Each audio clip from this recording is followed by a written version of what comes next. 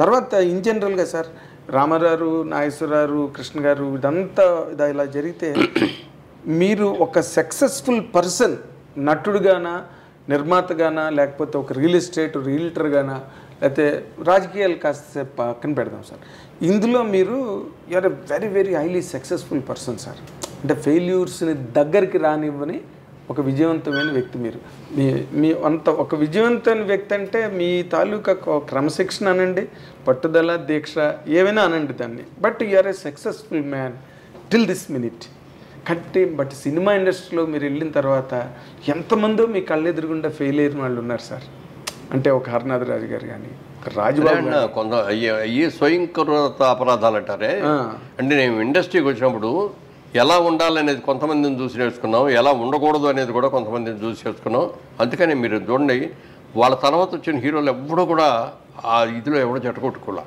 ఎవడికాడ ఎలా సక్సెస్ఫుల్ అవ్వాలి, ఎలా సక్సెస్ తెచ్చుకోవాలి, ఆ వచ్చిన డబ్బులు ఎక్కడ ఇన్వెస్ట్ చేయాలి, ఏం చేయాలి అనేది అందరూ కూడా ఇప్పుడు ఎవరు పలానా వాడు చేతుల మూలంగా ఇటు బాడీ చేసుకున్నాడు అని ఒక్కడు లేరు, ఎవరు లేడు. హర్నాథ్ గారు, రాజ్బాబు తర్వాత ఇంకెవరు లేరు.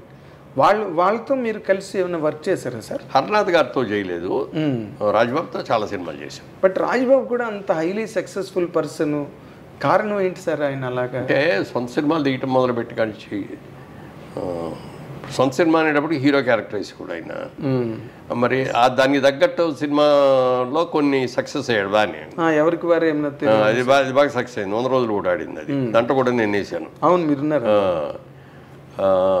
అదే ఇప్పుడు చలంగారు కూడా కొన్నాళ్ళు సక్సెస్ఫుల్ చేశాడు, ఆయన కూడా హీరోగా. అవునండి, ఆ టైపు పద్మనాభం గారు.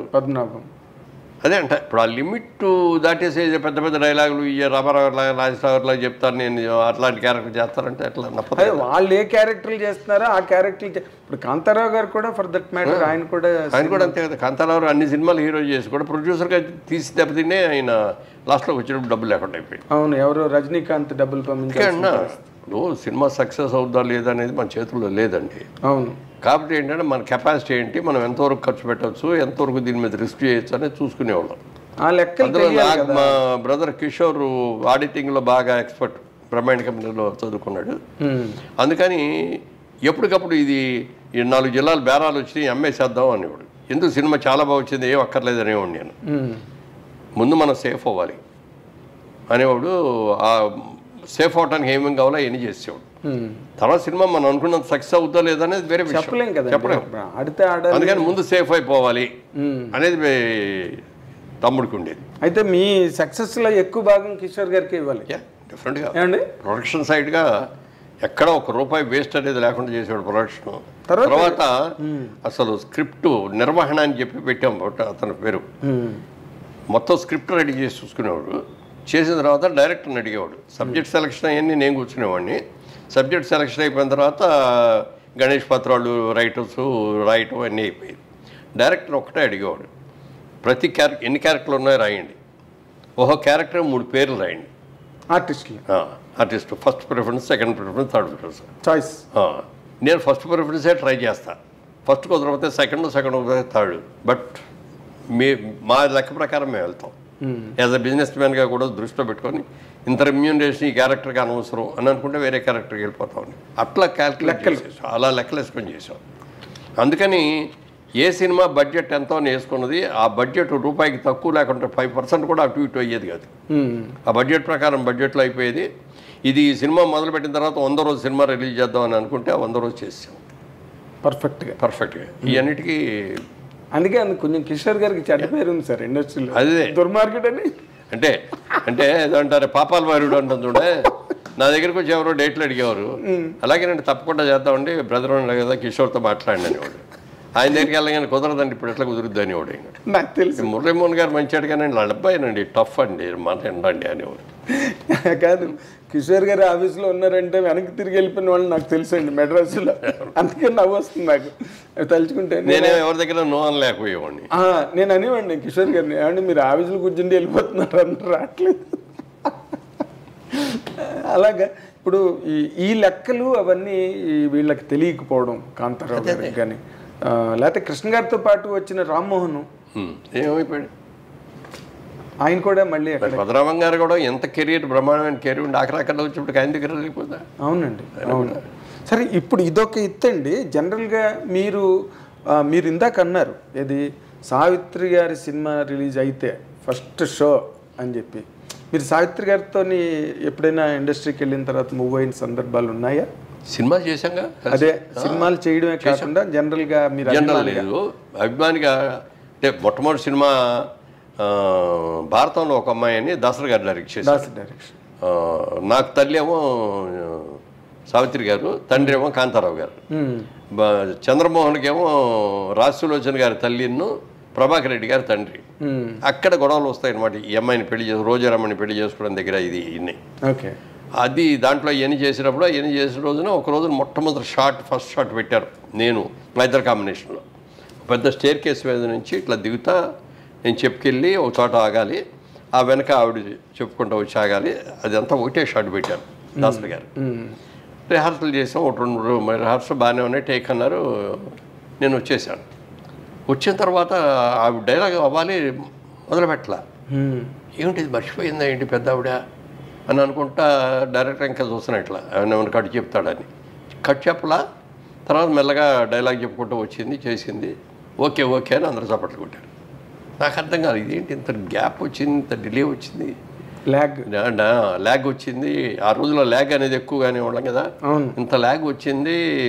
డైరెక్టర్ గారు కూడా ఓకే అన్నారు అని చెప్పి షూటింగ్ అయిన తర్వాత ఆయన అడిగాను నేను, ఏమండి మరి అక్కడ గ్యాప్ వచ్చింది కదా, రిహార్సల్ అంత క్విక్గా చెప్పి ఇక్కడికి వచ్చేవాడు గ్యాప్ వచ్చింది కదా, మరి ఓకే చేశారేంటి అంటే రష్లో వచ్చింది రష్ చూడు అన్నాడు. వెళ్ళి చూస్తేనండి ఆ గ్యాప్లో ఇచ్చిందండి ఎక్స్ప్రెషన్స్ అసలు ట్రెమండరస్ అనమాట. గ్యాప్ ఎందుకు తీసుకుందనే దానికి గొప్ప డైలాగ్ చెప్పేటి ఎవరైనా చెప్తారండి. కానీ నేను చెప్పిన డైలాగ్కి ఆవిడ రియాక్షను ఇదన్నమా అట్లా ఇది చేసింది. అది చూసిన తర్వాత వెళ్ళి కాళ్ళకి దండం పెట్టాను. ఓకే, మహానటేనండి మీరు. అది చెప్తే ఆ రోజు నాకే ఇచ్చింది. నేను వెనక తిరిగి చూడకూడదు, వచ్చాను కదా. పైగా అంత మహానటిని అమ్మ గ్యాప్ వచ్చింది బాగాలేదు అని అనలేం కదా మనం. ఆవిడ అప్పట్లో ఆ టైంకి అసలు సావిత్రి గారి షూటింగ్కి వస్తేనే చాలు, సెట్కి వస్తేనే చాలు, ఎందుకంటే ఆవిడ అప్పటికే డిజాస్టర్లోకి వెళ్ళిపోయారు. సూర్యన్ బాబు సినిమా తీశాడు, ఇది కృష్ణ గారి ఏదో గుర్తురాట్ల పేరు అది. ఆ సినిమాకి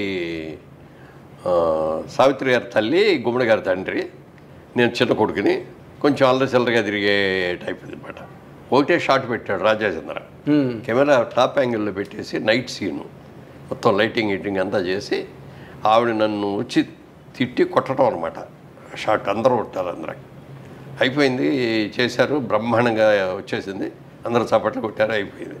అంతా అయిపోయిన తర్వాత నాకు ఏదో లోపల మండుతున్నట్టుగా ఉంది, ఇవన్నీ ఊదుకుంటున్నా. ఆవిడ చూసి గవ్వ వచ్చేసి ఏంటన్నా ఏమైంది అంది. ఇవి ఏం లేదమ్మా కొంచెం ఏదో ఇదిలాగా ఉంటే ఇది ఊతున్నారు.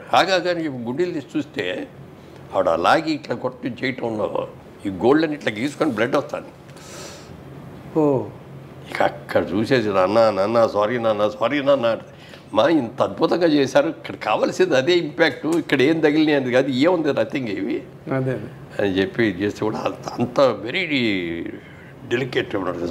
ఎవరికైనా చిన్నాళ్ళకి పక్కన వాళ్ళకి కష్టం వచ్చిందంటే వెరీ సెన్సిటివ్. వాళ్ళకి కష్టం వచ్చిందంటే కూడా తట్టుకునేది కదా ఆవిడ.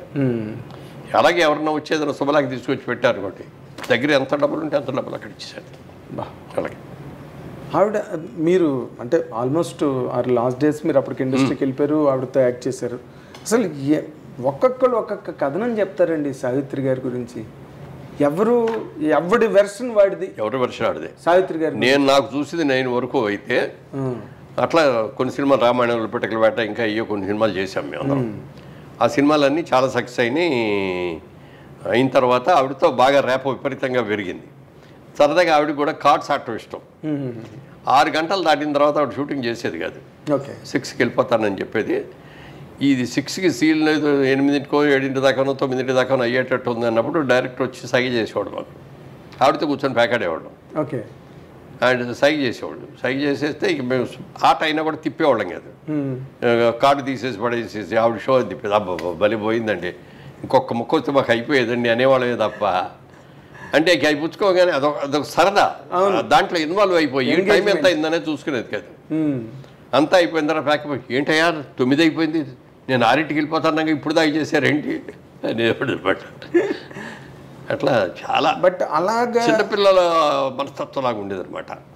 ఓ రోజున ఇట్లాగే మేము అందరం వెయిట్ చేస్తాం, దాంట్లో రామాయణంలో పిటకల వేట, ఎంఐ దీపరాల, అప్పుడు దీప బాగా క్రేజ్ అనమాట, విపరీతమైన బిజీగా ఉండేది, అన్ని లాంగ్వేజ్లో చేస్తూ ఉండేది. ఎక్కడో షూటింగ్లో లేట్ అయిపోయింది, 9ంటికి రావాల్సిన అమ్మాయి 12ంటికి వచ్చింది. వచ్చేసి గబా మేకప్ రూమ్లో డ్రెస్ వేసుకొని రాకుండా సారీ డైరెక్టర్ గారు అంటే డైరెక్టర్ గారి దగ్గరికి వెళ్తాం కదా, వెళ్ళి ఏదో చెప్తాను పిలిచింది కూడా. ఏమనుకుంటున్నావు నువ్వు అక్కడ ఆలస్యం చేసిందాను, ఆలస్యం అయింది, ఎందుకు అయింది అనేది వేరే విషయం.